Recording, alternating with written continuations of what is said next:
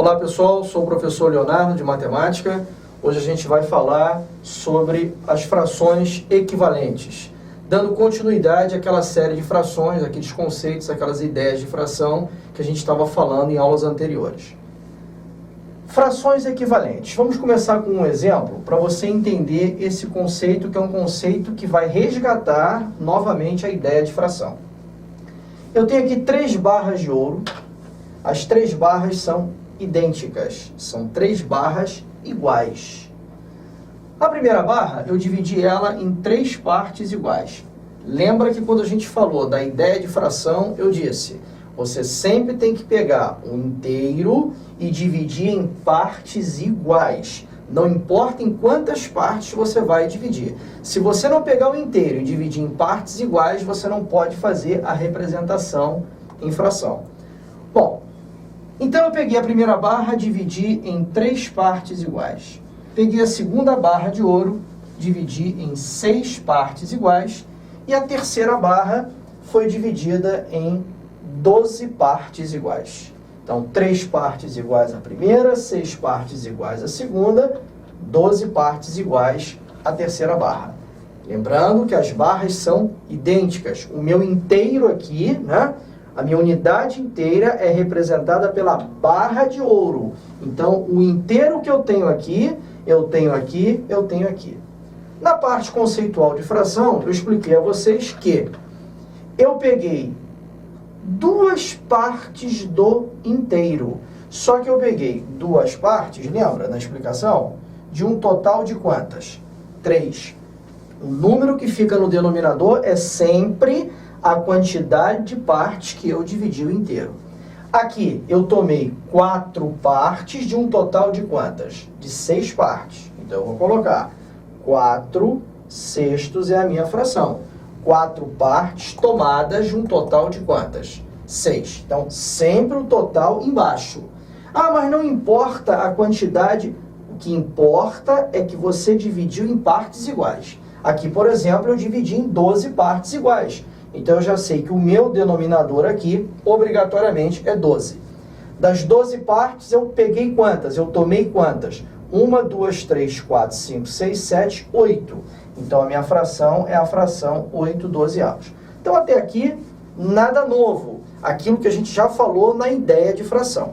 Agora, observa pelo desenho. É o que eu falo, o desenho sempre vai te ajudar. Pelo desenho, você consegue perceber que a parte pintada da primeira barra ela é igual à parte pintada da segunda barra e é igual à parte pintada da terceira barra. Por exemplo, se eu pego uma barra de ouro e divido em 3 partes e fico com essas 2 partes, o cidadão que ficou com essa barra e ficou com essas 4 partes, ele está com o mesmo peso de ouro que eu fiquei da primeira barra. Uma outra pessoa que fique com a terceira barra, ele vai ficar também com a mesma quantidade de ouro. A diferença é que aqui vão ser 2 pedaços grandes, aqui 4 pedaços menores e aqui 8 pedaços menores ainda. Mas a quantidade que tem aqui é a mesma que tem aqui, é a mesma que tem aqui. O peso desse ouro, se eu tivesse que colocar numa balança, pesar a parte pintada desse ouro, a parte pintada dessa barra de ouro e a parte pintada dessa, seria o mesmo peso, porque exatamente elas pegaram, elas consumiram, elas tomaram a mesma parte da barra, a mesma parte do inteiro. Portanto, a gente fala que essas frações aqui são frações equivalentes. Numa linguagem mais simples, eu vou dizer a vocês que elas são frações iguais. Então, eu posso dizer que a parte da primeira barra equivale, é igual à parte da segunda, que é igual à parte da terceira. Então, a fração 2/3, a fração 4/6 e a fração 8/12 são frações que, na nossa conclusão, representam o quê? Representam a mesma fatia do inteiro. O meu inteiro aqui é a minha barra de ouro. Então, vamos escrever aqui, ó. Conclusão. Representam a mesma fatia vamos botar esse fatia entre aspas, né? A mesma fatia, o mesmo pedaço do inteiro. Quem ficou com 2/3 da barra de ouro, ficou com a mesma quantidade de quem ficou com 4/6, ficou com a mesma quantidade de ouro com quem ficou com 8/12. Ok? Bom, mas qual é a conclusão prática, né, dessa história toda aqui? Você já entendeu isso visualmente. A conclusão prática é que 2/3 é uma fração igual a 4/6, que é uma fração igual a 8/12. Existem várias outras frações que são iguais a essa. Então, na prática, o que a gente explica para o aluno?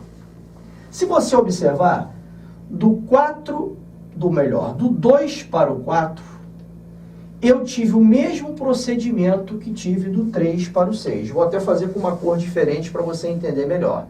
Do 2 para o 4, na prática, eu multipliquei por 2. Fiz a mesma coisa embaixo. Do 4 para o 8, novamente, eu multipliquei por 2. Fiz a mesma coisa embaixo. Ué, tem que ser sempre multiplicando por 2? Não. Eu posso, se quiser, multiplicar, por exemplo, por 3. Desde que eu multiplique por 3 em cima e multiplique por 3 embaixo, para obter sempre frações equivalentes, ou seja, frações iguais, né? Então, 8 vezes 3, 24, 12 vezes 3, 36. Todas essas frações são iguais, ou seja, todas essas frações representam a mesma fatia do inteiro, no caso aqui da nossa barra de ouro. Mas eu posso, ao invés de multiplicar, posso também dividir. Se eu quiser, eu posso dividir, por exemplo, por 4 em cima e dividir por 4 embaixo. Não é só a operação de multiplicação que gera a equivalência. 24 dividido por 4, 6. 36 dividido por 4, 9. Olha a fração 6/9.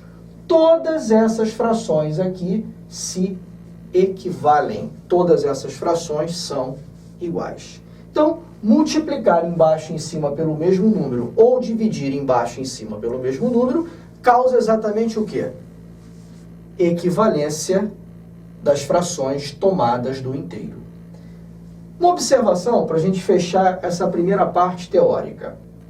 Quando eu digo, aí é tipo um macete que a gente vai falar mais na frente, tá? Quando eu digo que 2/3 é igual, né, é equivalente a 4/6, se você não visualizar essa questão de, multiplicou por 2 em cima, multiplicou por 2 embaixo, você faz o seguinte, você faz a famosa multiplicação cruzada. Se ela der certo, as frações são equivalentes. Olha aqui, ó, 2 vezes 6 dá o mesmo resultado de 3 vezes 4. Vamos fazer um teste bem longe, ó. 2 vezes 9 não dá 18, ó, cruzando.